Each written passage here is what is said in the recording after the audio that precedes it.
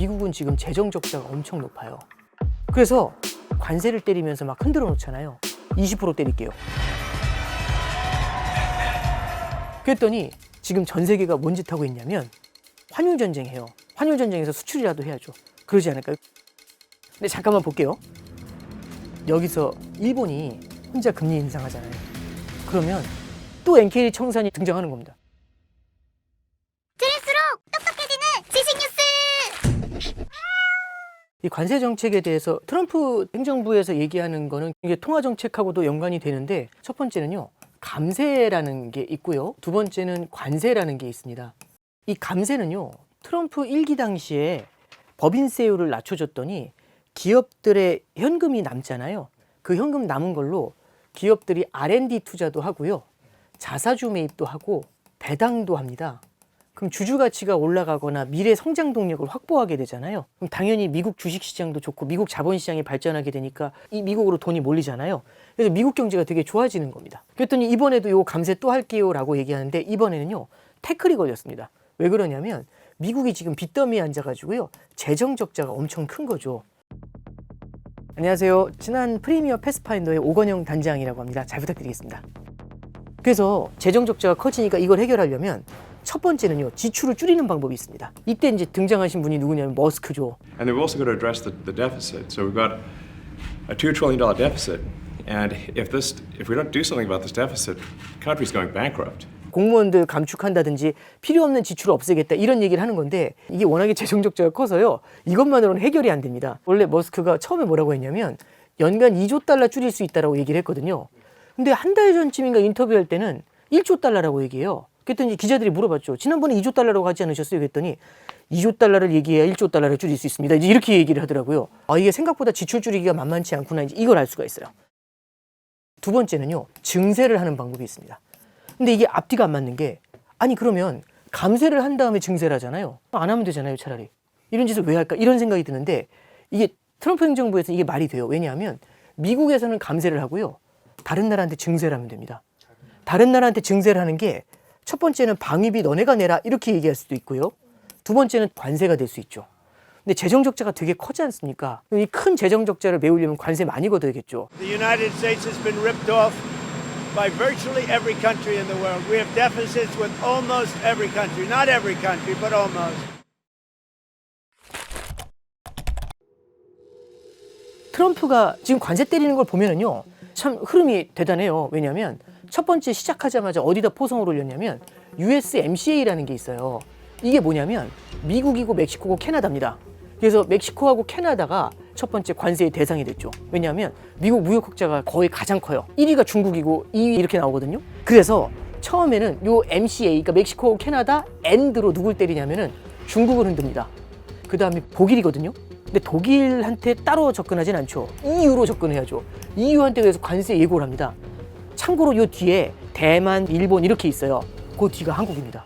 우리 번호표 뽑아놓은 거잖아요. 이거 언제 오나 이제 이런 생각이 들어요. 근데 이제 문제는 뭐냐면 갑자기 철강 관세가 들어옵니다. Any steel coming into the United States is going to have a 25% tariff. What about aluminum, sir?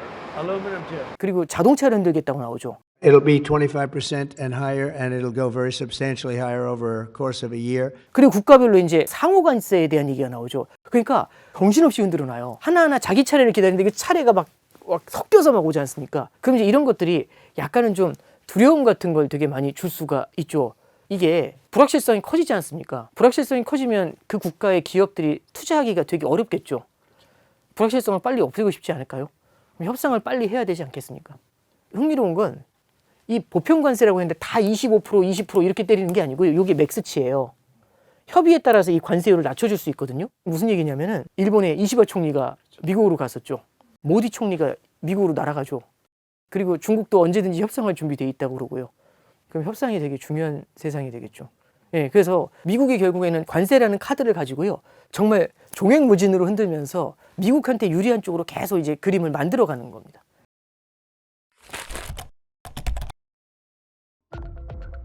트럼프의 재무장관 스콧 베센트라는 사람이에요. 이 스콧 베센트도 그렇고요, 1기 트럼프 행정부 때 라이트 하이저라는 사람이 책략가로서 그 역할을 되게 많이 했었어요. 이 두 분이 얘기를 하는 거 잠깐 들어보면요, 트럼프 행정부 관세의 핵심은 뭐냐면 엘리베이트 투 디엘리베이트라고 얘기합니다. 낮추기 위해 올리는 겁니다. 이게 무슨 얘기냐면 우리가 관세가 목적인지 수단인지가 되게 중요하거든요. 관세가 목적이면 다른 거 다 필요 없고요. 무엇은 어떤 협상안을 가져오시는지 간에 무조건 관세를 때리면 됩니다. 근데 만약 수단이면 여러분을 테이블로 협상 테이블로 끌어오는 게 포인트거든요. 자, 그럼 한번 끌어와 볼게요. 관세 1% 때리겠습니다. 그럼 뭐라고 하냐면 때리세요. 이렇게 됩니다. 그럼 안 오시거든요. 그럼 그 다음 달에 2%로 그럼 때리세요. 협상 테이블로 쉽게 못 끌어다니죠. 그럼 협상 테이블로 끌어와 볼까요? 20% 때릴게요. 그럼 잠시만요. 이렇게 오죠. 엘리베이트죠. 끌어올리죠. 근데 왜 20을 때리는 줄 아세요? 처음에는 높아 보이지만 그게 낮춰지잖아요. 관세율을 국가별로 조절해서 낮춰줄 거지 않습니까? 디엘리베이트죠. 그래서 낮추기 위해 올려놓는 겁니다. 그리고 또 하나는 점진 관세를 쓸 수 있다는 얘기를 합니다. 매달 아니면 분기마다 2.5%씩 관세를 끌어올리는 방법이 있죠. 그러면 이번 달부터 시작을 해요. 근데 다음 달에 5가 될 거예요. 그 다음 달에 얼마가 될지 예측이 가능하죠. 그럼 다 올라갈 때까지 기다릴까요? 미리 중간에 협상을 하고 싶을까요? 협상을 하고 싶겠죠. 그러니까 2.5를 때리면 협상 테이블로 안 오실 거예요. 근데 점차로 끌어올려가지고 20까지 갑니다. 이러면 잠시만요. 무기 사드릴게요. 이럴 것 같지 않으세요? 그래서 우리가 관세가 수단인지 목적인지가 되게 중요한데 협상을 위한 수단이라고 한다면 요 말이 성립을 해요.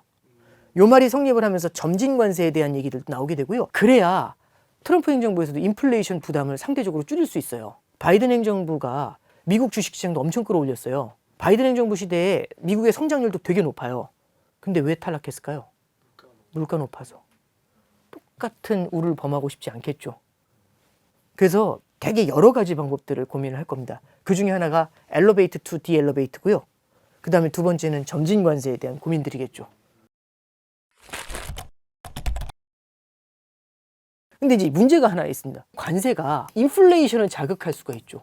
왜냐하면 결국에는 수입 물가가 올라가는 문제가 생기지 않습니까? 그래서 트럼프 행정부의 이제 재무장관인 베센트는요, 뭐라고 얘기하냐면, 이거 그렇게 심각하지 않다고 얘기합니다. If we were to say use a number that has been thrown around in the press of 10%, then traditionally the currency appreciates by 4%. So the 10% is not passed through. 두 가지 이유를 드는데요. 첫 번째는 이런 겁니다. 소비자 물가 지수라고 하잖아요. 그게 중앙은행에서는 연 2%까지는 괜찮은데 이걸 넘어서면 문제가 됩니다라고 얘기하는 게 중앙은행의 스탠스예요. 그럼 이게 작년 대비해서 2%죠. 근데 관세를 매년 올리는 거 아니죠. 원샷으로 올린 다음에 이제 가만 놔두지 않습니까? 오히려 원샷으로 올린 다음에 나중에 낮춰줄 수도 있죠. 그럼 이게 일회성 효과잖아요. 그러면 물가에 큰 영향을 주지 않을 수 있죠. 그 순간에는 물가를 끌어올리겠지만 이게 항구적으로 매년 작용되는 게 아니에요 라는 얘기를 하죠. 그리고 두 번째는요.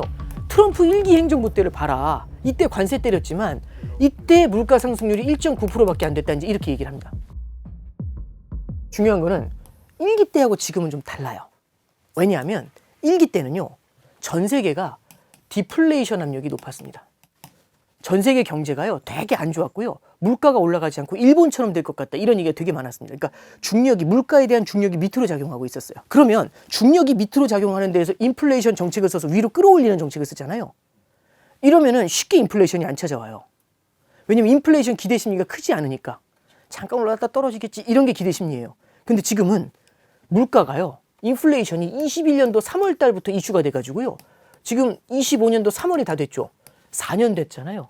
사람들의 마음속에 그걸 깨달았습니다. 물가가 오를 수도 있구나. 요즘 일본도 물가가 오른다고 하거든요. 인플레이션에 대한 기대 심리가 들어와 있어요. 물가가 오를 거라는 기대 심리가 있는 데서 관세를 때리는 거하고 물가가 오르지 않을 거라는 기대 심리가 있는 데서 관세를 때리는 거하고 효과가 같겠느냐라는 질문인 거죠. 2월 달 초에 발표된 미시건대 기대 인플레이션에서는요. 1년 기대 인플레이션이 지난달에 3.3이었는데 이번에 4.3으로 확 뛰어올랐어요. 2008년 이후 가장 빠르게 뛰었습니다. 무엇이 1월 달과 2월 달을 갈랐을까? 1월에서 2월 넘어갈 때 뭐가 있었죠? 트럼프 취임이 있었죠. 그러면서 뭐가 나왔죠? 관세를 막 쏟아내기 시작을 하죠. 그럼 이게 인플레이션 기대를 키우지 않을까요? 우리가 이제 미국 소비자입니다. 관세를 세게 때릴 것 같아요. 그러면 물가가 올라가겠죠. 수입 물가가. 그럼 때리기 전에 사야 될까요? 아니면 때린 다음에 사야 될까요? 전에. 1월 달, 2월 달에 살 걸 미리 사야 되지 않을까요? 관세 때문에 물가가 오를 거라는 기대를 미리 땡겨서 반영하죠. 그래서 작년도에 보면은 우리나라 수출이 나쁘지가 않았어요. 연간 우리나라 수출은 사상 최대치가 나왔습니다. 만약에 그걸 미리 사놨으면 1, 2월 달에는 수요가 좀 줄지 않을까요? 직관적으로 생각하면은 지금 같은 분위기에서는 관세가 영향을 줄 수 있겠네, 물가에. 그런 생각을 좀 할 수 있죠. 자, 그러면 미국 물가에 파수꾼이 존재하잖아요. 그 사람이 이름이 바로 연준입니다. 미국 연준은요, 결국에는 인플레이션을 제압하는 데 특화가 되어 있습니다. 여기에 포커스를 맞춰요. 그러면 이 페드에서의 분위기가 어떤지 한번 봐야 되잖아요. 이 연준에서는요, 두 가지 파가 있습니다. 매파는요, 무조건 긴축적으로 해요. 비둘기파는요, 저기 물가가 아직은 높지만 내려올 거잖아요. 이런 얘기합니다. 비둘기파의 수장이 누구시냐면 시카고 연은의 굴습이라는 분이 있습니다. 이분이 1월 달까지만 해도 뭐라고 했냐면 물가 걱정 없다. 이거 내려온다. 그래서 금리 내려도 큰 문제 없다. 그래서 지금부터 1년 후, 지금으로부터 18개월 후에는 금리가 지금보다 좀 많이 내려가 있을 것 같다. 이런 얘기를 합니다. 근데 이분이 갑자기 2월 첫째 주에 등장해서 말을 바꿔요. 인플레이션이 재발할 수 있습니다. 그래서 저도 기사 보다 이랬거든요. 이게 무슨 얘기냐면 트럼프 행정부의 관세에 대해서 우리가 이거 쉽게 보면 안 된다고 얘기를 해요. 이게 인플레이션을 자극할 수 있어요. 두 번째는요, 지금 미국 경제가 나쁘지 않잖아요. 그러면 소비 수요가 탄탄히 강해지면서 수요가 올라오면서 물가를 자극할 수 있어요. 만약에 일시적인 것만 보면 이거 신경 안 쓰고 금리 낮춰도 되거든요. 경기 부양하려고. 근데 이게 섞여 있어요. 예를 들어서 23.7만큼은 관세가 효과고요. 76.3만큼은 수요의 효과입니다. 이걸 발라낼 수 있을까요? 두부 자르듯이 쫙 가릴 수가 없죠. 아무도 알지 못하지 않습니까? 구분이 안 되는 상태에서 그냥 금리 인하했다가 괜히 인플레이션 다시 올라오면 불안할 것 같지 않으세요? 그래서 코로나 사태 때요, 이때 당시가 되게 비슷했는데 관세도 공급하고 관련된 거잖아요. 그때 코로나 때 공급망이 무너지면서 공급이 안 돼서 물가가 올라가서 일시적으로 물가 오르는 줄 알고 돈을 계속 풀었대요. 근데 알고 보니까 공급망의 문제도 있었지만 그때 수요가 올라와가지고 그게 일시적인 물가 상승이 아니었던 거죠. 그래서 많은 분들이 그때 일시적인 물가 상승이라고 했었던 연준을 조롱하는 사람 아직도 많습니다. 이거 엄청 먹었거든요. 이번에도 일시적인 줄 알고 금리 내렸다가 물가 다시 올라오면 어떻게 되죠? 똑같은 짓 또 했네? 신중해질 것 같지 않으세요? 그래서 이분이 신중해야 됩니다라는 얘기를 합니다. 그러면 관세 정책하고 미국의 통화 정책이 연관이 돼 있나요? 돼 있죠. 왜? 감세 관세 같이 하면서 트럼프에 대한 기대감 때문에 미국으로 전 세계의 성장이 몰리게 되면 미국 경기가 뜨거워질 수가 있어요. 이런 것들이 인플레이션을 재차 자극할 수 있죠. 지금 인플레이션이 4년째 이어지고 있다고 했잖아요. 기침을 4년간 하면 어떻게 될 것 같으세요? 고질병이에요. 이런 걸 고착화라고 합니다. 제가 지난번에 여기 나왔을 때도 이 고착화에 대한 말씀을 드렸었거든요. 고착화, 고질병이 되면 두 가지 특성이 있어요. 치료가 잘 안 돼요. 두 번째는요, 낫더라도 금방 재발을 해요. 그래서 일본이 디플레이션 10년, 20년, 그러니까 30년 동안 회복이 잘 안 되지 않습니까? 그래서 연준 입장에서는 조금 더 신중해지려고 생각을 하겠죠. 그래서 지금 연내 금리 인하 확률이 원래 두세 번 한다고 했다가 최근에 한 차례 정도를 보는 입장들이 좀 더 강해지고 있는 이유가 이렇게 연관이 되어 있습니다. 그래서 항상 말씀드리고 싶은 건 관세라는 것 자체도 되게 중요하지만 관세를 바라보는 사람들의 기대가 더 중요한 것 같아요.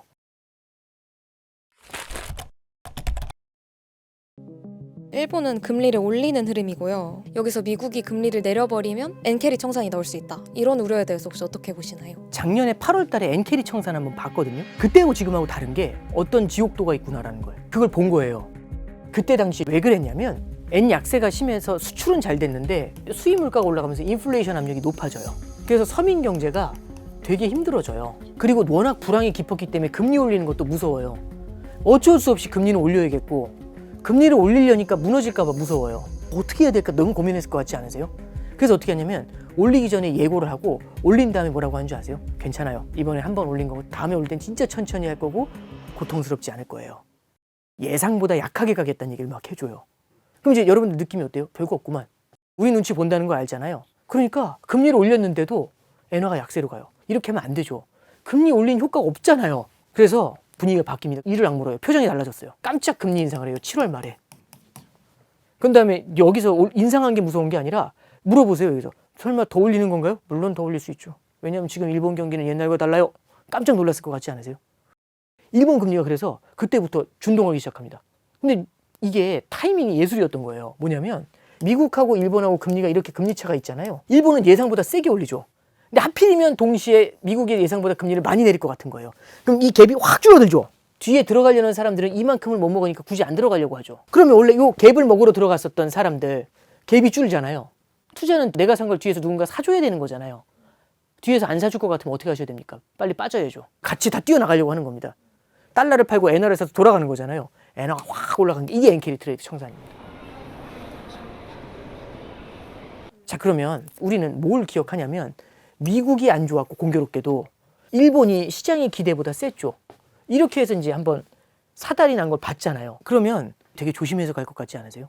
똑같은 짓 하지 말아야 되잖아요. 그럼 똑같은 짓 안 하려고 하니까 요즘 어떠냐면 일본이 금리를 지난달에 올렸어요. 근데 올리기 딱 2주 전부터 일본 중앙은행에서 흘려요. 금리를 올려야 될 것 같습니다. 일본 정부에서도 그러게요 이런 얘기를 해요. 사실 이 정도 들으면 저처럼 눈치 없는 사람도 느낌이 오거든요. 그러면 시장은 미리 선반영을 하겠죠. 시장이 얼마나 빠른데요 지금은. 만약 그런데 시장이 무너지잖아요. 그러면 마치 그런 얘기를 안 했던 것처럼 금리 동결했어요 이러면 돼요. 그러니까 올렸을 때 어떤 효과가 있을지를 미리 떠보는 거예요. 또 금리 올릴 때 마지막에 바다 너머를 봐요. 미국 경기는 어떤가. 보니까 트럼프 들어와서 경기 침체라는 얘기는 없어요. 미국 금리는 높게 유지가 되고 있잖아요. 급격히 내려올 일은 당장은 없잖아요. 그럼 어떻게 하면 됩니까? 스텝업 해서 금리를 올립니다.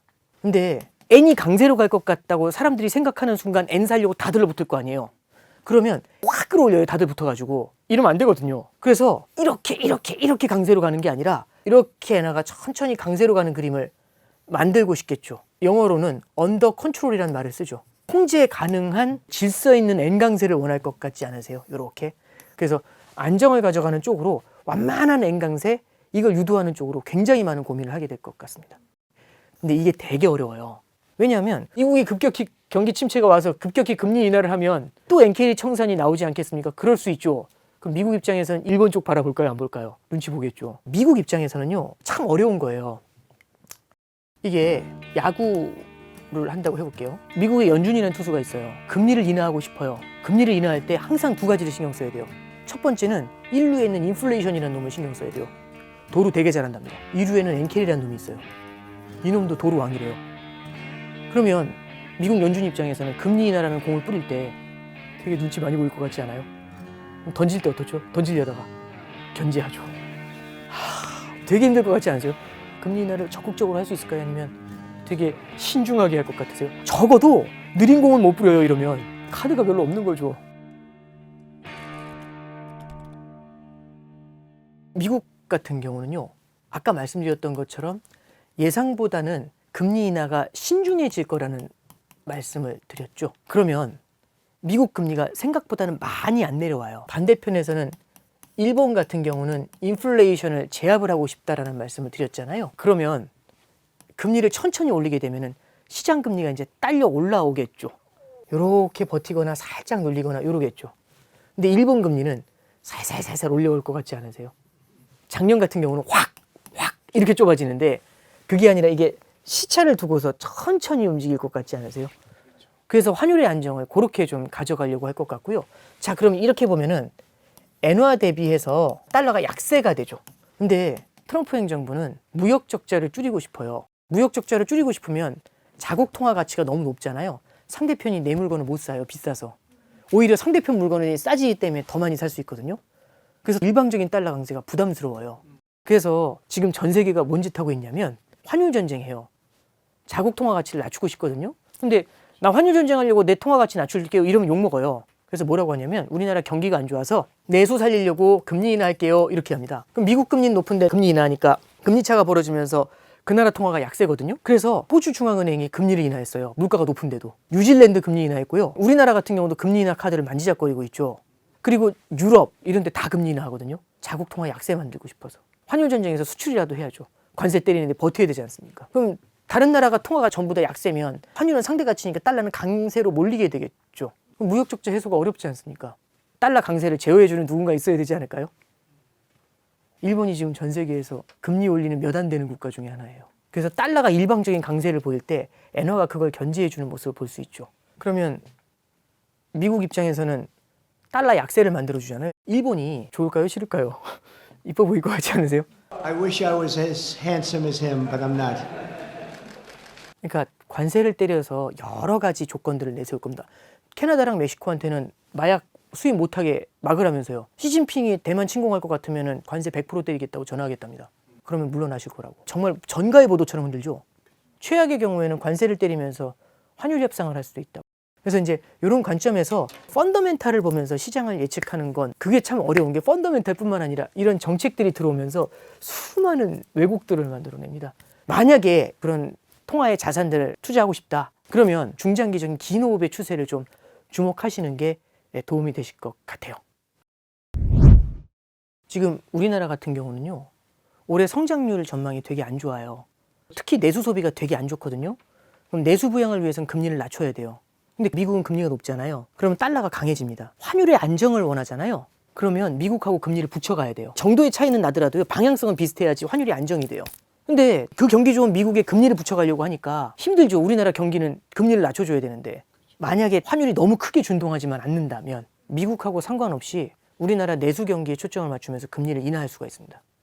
그래서 한은 같은 경우도 국내 내수 소비 경제를 보면서 금리를 인하하는 걸 검토할 수 있죠. 그러면 환율이 오르잖아요.